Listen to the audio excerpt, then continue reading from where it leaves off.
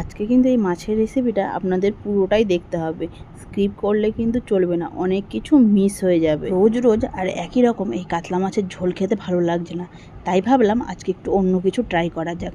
সেই জন্য এই 4 পিস যে কাতলা মাছ ছিল সেটাকে নিয়ে ভালো করে ধুয়ে লবণ, হলুদ আর লেবু দিয়ে মাখিয়ে নিলাম। লেবু মাখিয়ে নিলে কিন্তু মাছের আষ্টে গন্ধটা থাকে না, কারণ এই রুই কাতলা মাছের একটা আষ্টে গন্ধ থাকে, এই গন্ধটা চলে যাবে। আর যেহেতু মাছটা আমি একটু হালকা ভাজবো, তাহলে কি আর ওই গন্ধটা বেরোবে না। আর এইদিকে একটুখানি মশলা করে নিচ্ছি। নিয়ে নিলাম সাদা সর্ষে, সাদা তিল আর কিছুটা পোস্ত, এই আর কয়েকটা এর সাথে কাঁচা লঙ্কা দিয়ে একবারে এগুলোকে পেস্ট করে নেবো। আর এইদিকে মাছগুলোকে একদম হালকা একটুখানি জাস্ট নাড়াচাড়া করে নামিয়ে নিয়েছি।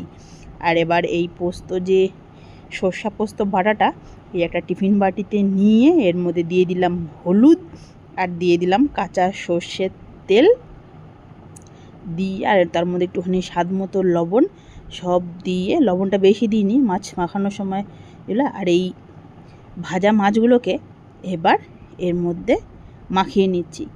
মাখিয়ে নিয়ে এর মধ্যে একটুখানি মিক্সি বাটি ধোয়ার জলটা অল্প পরিমাণে দিয়ে দেবো, অল্প করে দিয়ে টিফিন বক্সের ঢাকাটা ভালো করে আটকে এইরকম একটা হাঁড়ির মধ্যে আমি কিন্তু বসিয়ে দিলাম ঢাকা দিয়ে।